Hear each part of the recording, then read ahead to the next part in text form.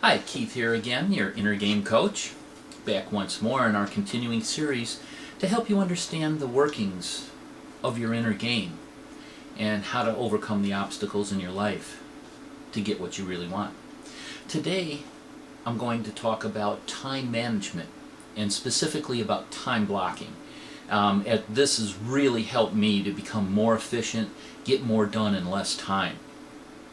So I'll give you some tips on time blocking, but you should really get our free special report at the website on your screen here, because it goes a little bit more in depth and has some really great techniques on using time blocking and really move your life forward and de-stress your life a lot, because you see time is very democratic, as everyone has the same amount of time, 24 hours in a day. So it's how we use that time. Now, I used to be overwhelmed with everything I had to do in a week. And with as many balls as I juggle, in this business, in my real estate business, and getting these videos done and such, I really use time blocking. Without time blocking, it would really be a mess. It seems like I never have enough time to do anything and get everything accomplished that I need to get accomplished. So when you have a lot of tasks to be done in a week, you use time blocking to manage those tasks, and because without time blocking you have a tendency of getting into overwhelm, because you start a project and you start a task and then something comes up and you don't get it finished. And when you get into overwhelm, when things don't get finished and you feel like you're just rushed around, you need to get this done and nothing's getting done, then stress sets in. When stress sets in, you have a lot of trouble focusing on what you need to really do. Now, when I was taught to time block properly, tasks were getting done a lot more quicker and more efficiently. But they were getting done. That's the whole key, is they were getting done. Now, I'm offering this free special report because I really want to help you de-stress your life and really to get more accomplished in less time. So let's talk a little bit about time blocking. First of all, I want you to understand time blocking is a very natural thing to do. You see, we sleep, we work, watch TV, we shower, go to our job, we eat lunch, dinner, watch, you name it. That's a form of time blocking. When we sit down to dinner each night at 5 or 6 or whenever you sit down to dinner, and you actually time block that time to sit down and have dinner. Or your job, you have an 8 to 5 job. You time block time to get in your car, travel to work, that's a time block. Then from 8 to 5, that's another time block. You time block your job in. So you see, time blocking is really a natural thing to do, as we all do it without even really realizing we do it. So without proper time blocking to get a lot of tasks done, especially if we're in business for ourselves, but this works for anybody, it always seems like we're flying by the seat of our pants and putting out fires.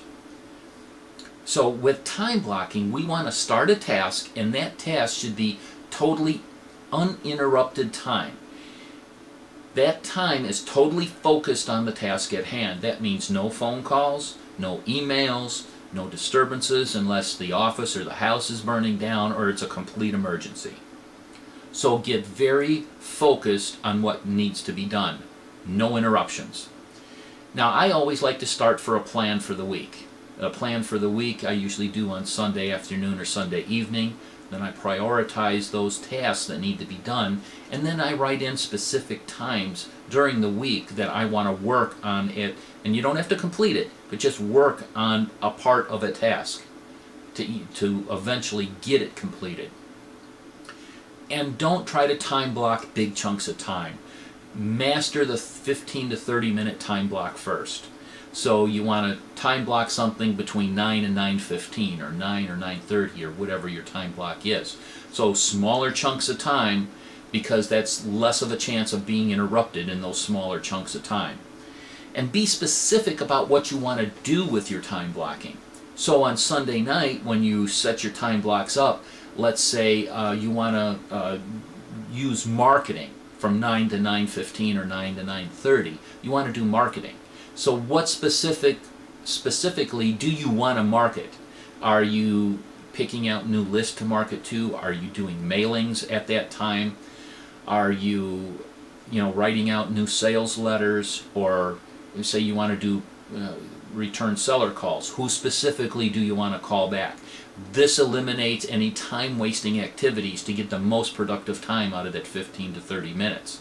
Be specific before you start your time block. Also, be focused and flexible. Again, no interruptions. You let your secretary know, or your admin person, or whoever it is that could interrupt you, not to interrupt you during that time unless it's a complete emergency. And also be flexible. Say you have a sales appointment, you got a call the previous day, and the only time they can see you is 10 a.m. the next morning, and you have a time block for sales meetings that day. Move the sales meeting. Always prioritize what needs to be done. So if that person that called you and say, I need you to come out at 10 a.m., so, oh, sorry, I have that time blocked for something else, can you do so? If they're very adamant about that time, by all means, you go on that appointment, move the time block to another time, either later that day or that afternoon or the next day or whatever, but just move it around, so be flexible with it. Don't try to time block every minute of every day, because you set yourself up for disaster if you do. Allow times in between time blocks. So maybe you want to do 9 to 9:30 for a certain time block. Maybe you want to leave 9:30 to 10 open to maybe get a little bit other things done here, or catch up on emails, or make a phone call, or accept calls during that time. So don't try to just time block every minute of every day, because that'll be a total disaster. Now, I like to use a whiteboard and timer for my time blocks. One of those dry erase boards. Not the big ones, not the little ones, more medium-sized ones. And I use this artist tape, 1/8" wide artist tape that you can find at Michael's or something. I make 5 columns, Monday through Friday. 3 big rows going across, and then 1 smaller row going across the bottom of the board. The row across the bottom of the board is for my goals for the next 30 days, that month, and also the next 90 days, and then my yearly goal also. So I like to keep that in front of me. And the other ones, that's where the bigger rows going across, that's where you write in your time blocks. So just write it in, 9 to 9:30, marketing, list, whatever it is. That's how you keep it up. Now, time blocking is a success habit. The most successful people in the world use it, whether it's meetings, whether it's calls, but it is a success habit. And we also time block unintentionally. Time block's just a natural thing to do. So if you stay disciplined to your time blocking and just try it for 30 days, you're going to see a huge impact in your life, and you're going to be surprised how much you can get done in less time. So again, get that free special report, because that free special report has some really neat stuff in it that's really going to help you, impact you immediately. Just go to that website that you see on your screen right now, and next video will probably be on victim versus accountability, because we all need to be accountable for where we are in life right now. So until then, this is Coach Keith, your Inner Game Coach, signing off, and I'll see you in the next video.